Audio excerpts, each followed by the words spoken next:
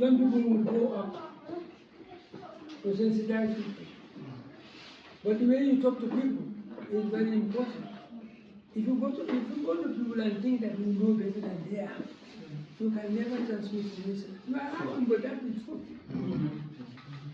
And for me, that's why when you say we are educating people, I told one organization I was invited, I said, I don't like the terminologies you use. You say we are educating people. Who are you educating? See? I say the correct word is co-education. Because you are educating, they are educating you. Believe these people, man there, up there in the province, she knows probably better than you. So when you are talking to him or her, I don't think that you are talking to an empty bag. This is a bag which is full with knowledge. So you must talk humbly, and you must be a very good listener. Listen to people, however stupid you think they are talking. You must listen to them with patience and with respect. Then when you come to talk to them, don't say, no, what you have said there is nonsense. You don't talk. You can talk about somebody's talk without even mentioning that talk. I can talk about everything about you without even talking about you. But you will not have to talk about you. That is where you should communicate. You must do that also with respect. Don't go there that I'm the one who knows and you don't know. No, that's not true. There is a philosopher who says a teacher is a student. Anybody who does not accept that, he is an idiot. I'm telling you that there is nobody who knows everything. However stupid somebody you are talking to, he or she is teaching you something. This stupidity itself is teaching you something. So that's what people must understand. For me, I chose teaching. I said I would never do anything in this country but teaching. Because I don't want to go and sit within the four walls of an office. I'm doing nothing. Just looking at paper, writing paper. I enjoy sharing and learning from people. I enjoy talking to people and I enjoy being part of the people. That's why I am how I am. And no one can make me different from what I am. People think that I should be different. I'm like this. I enjoy this. If you make me different, I am sick. You make me sick if you make me want to see. People come to my office, my house, and talk to me. I've come to see Seedia. I say, okay, Seedia will come. I don't know why one did that to me. He said, not Seedia, come to Seedia. I said, okay. I said, okay, Seedia is here. He said, why is he? I said, I'm Seedia. Seedia ran away. Because he expected to see me flamboyantly dressed, as if that is what he did. And I hate that. So, yes, I have a question. There are many ways of teaching people. You can teach by talking. You can teach by behaving. And I like the way, I enjoy that even than talking. The way I do things, I enjoy that as a message. The way I appear, I enjoy that as a message. For you to understand what a human being should be than to talk. Because sometimes people don't understand words. Yes, what is it? Yes. What would be your advice as our means of communication in schools? You are going to speak different languages. Yes. And you always know automatically wherever you go, which language is more dominant. You know that naturally, you know it from the people themselves, the way they are talking to each other. So I think you are not going to England, you know. You are going to Gambia. So you must learn. That's how I feel teaching for you. 75% of what you are going to say is going to be in English. After I said that, if I ask you to communicate all your ideas to people, if I listen to you and start writing, 75% of your words in English, not Mandinka, not Wolof, not Fula. So that also you can learn. You know, it's not that the words don't exist in your language, it's because you don't know them. You know, but you have to learn hard. Maybe I had difficulty when I started, but maybe differently because I was a teacher before, like you. And I've always been particular about language. And don't forget that the language is always very particular about language. And I hate alienating people through linguistics that way. And that's what's happening here. Two languages which are very powerful, which are very terrible in this country, Wolof and Mandinka. Wherever they are, they make people lose their language if they are not serious. And what is happening now in the Gambia, in the urban areas, I enjoy it. But it's a pity that I'm so busy with this nonsense politics. I would have given some very marvelous, interesting things about social linguistics. What happens? When I get into this, once I was in a vehicle, and that's not a young lady, maybe that was her first child. She was in front of this El Kaswa here. She was still in front of the driver and that baby. And I was leaving somebody there and said, mère. But mère in French means mother, not old. It simply means mother. But now you are giving it new semantics. When you say mère, it means old. So this man basically called them I was laughing. I understood exactly what was the problem, but I didn't say it. I was just enjoying them. This woman was wild because she thought the man was pretending to be an old woman. And that's not what she meant. She just a mother. Because you had a baby with you. But she understood that to mean old woman. And here also, Wolof is Mandinka, particularly Mandinka girls. They are very good at borrowing words from Wolof. They say, what can happen there? What kind of language that is? Gena. You know, that's getting in the Mandinka. It's getting naturalized. In fact, it is now naturalized in some of their languages. What a Gena.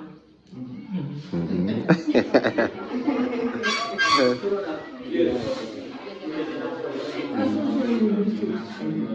If I have time and do a study here, I will write a very nice article. And people will laugh their heads. You know, so language is very interesting. There's a book called Language, Eroded Weapon. Language is a weapon. It can destroy, it can also make. So that's why when you are trying to transmit a message, you must be so organized that even your enemy needs to listen to you because of the way you talk.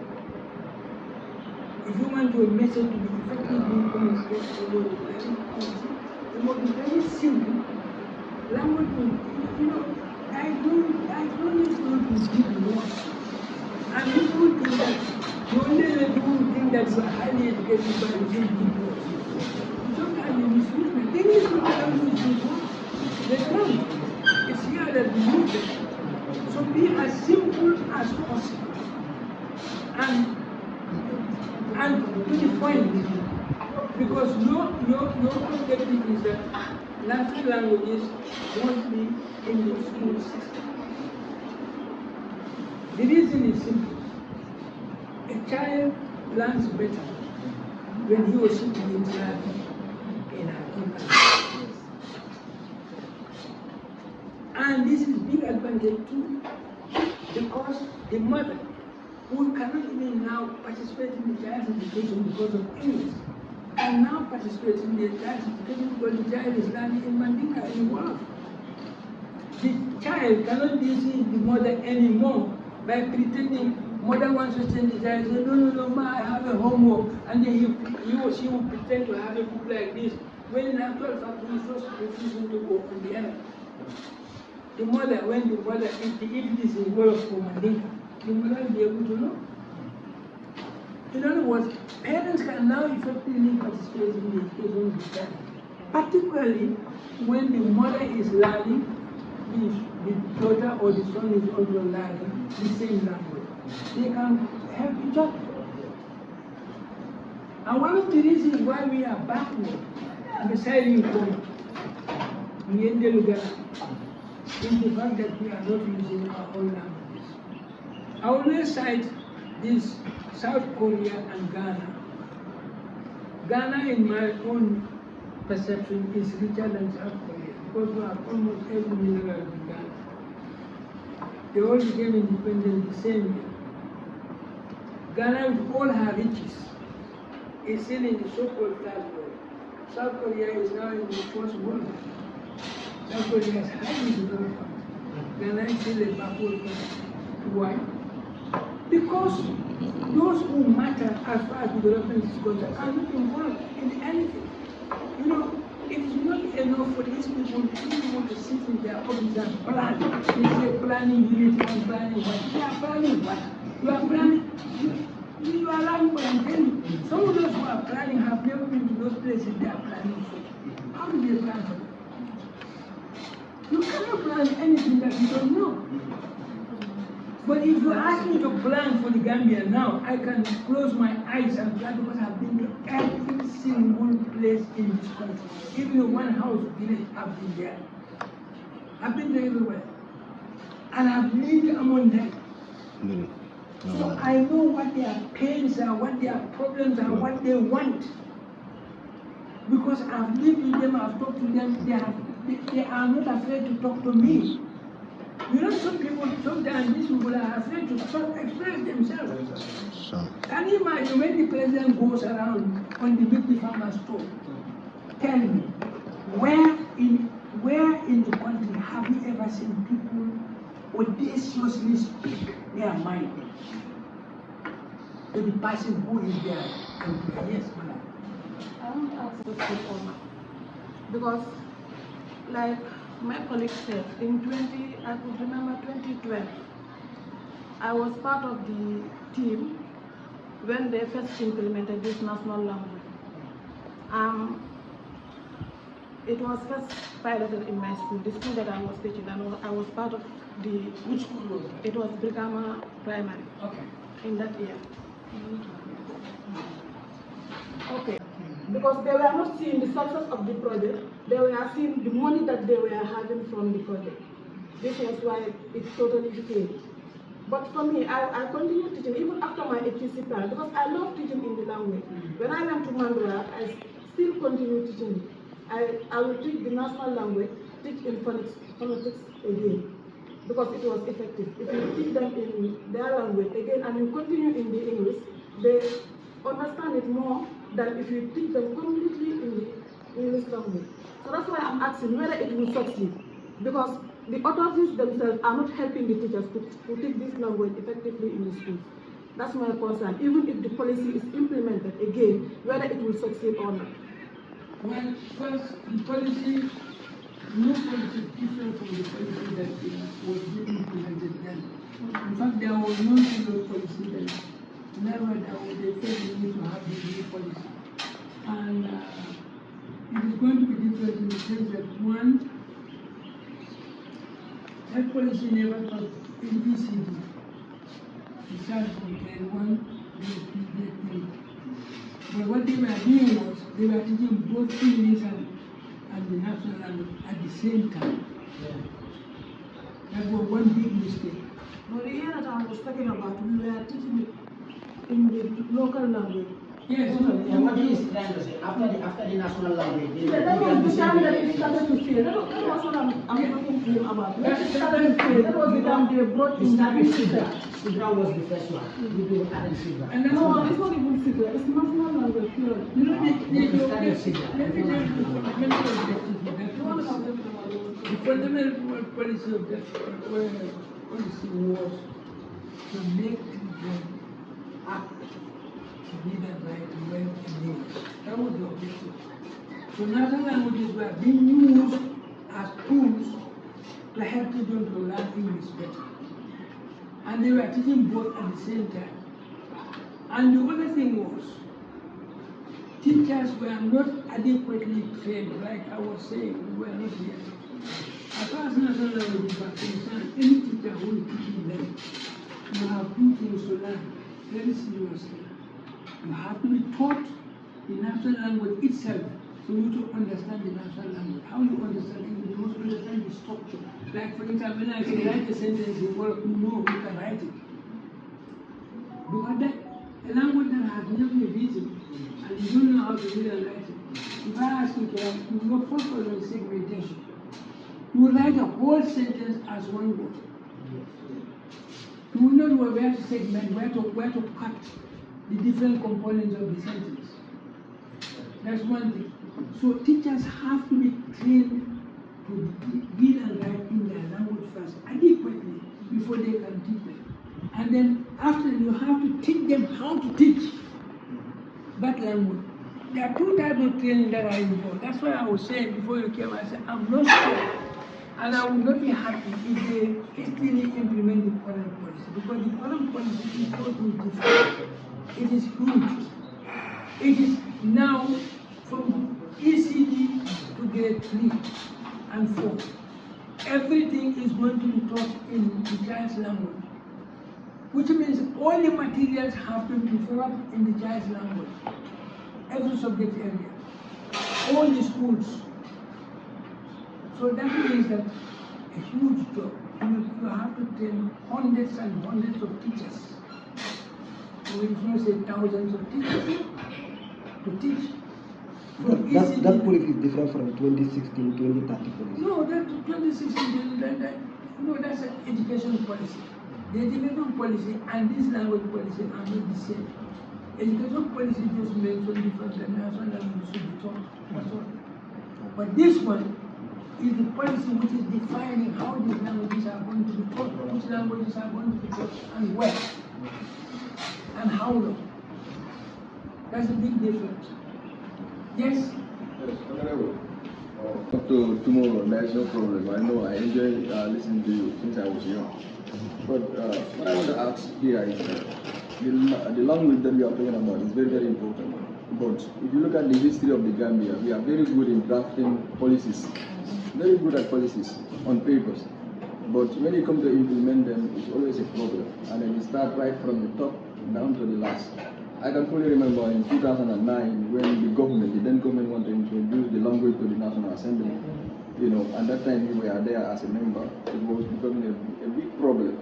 We don't even agree on the language that we are going to choose to speak on the assembly there. It become a problem. So Gambia, we have this attitude that we see ourselves, but we don't look at the others.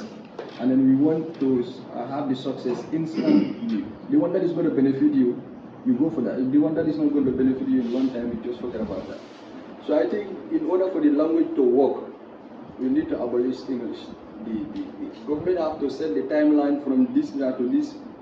You need to speak this language, understand it, and from there we move away from the English, and then we take up from there. But as long as these two are going together, even me, there are certain things I cannot express myself in my own language without involvement of the English language. So when I was coming here, I was expecting that you yourself are going to speak in the local language, not in English. But I'm seeing that all the capacity training. So I think English have to go. There is no way English have to go in one way or the other for the local language. Yes. As long as the language is here, English. Honorable Seedia Jatta went on to discuss the importance of local languages in the educational system. He emphasized that the best method and medium of communication to use in our school systems are the local languages. This is because our children will understand better that which they are taught using their own languages. That is the mother tongue.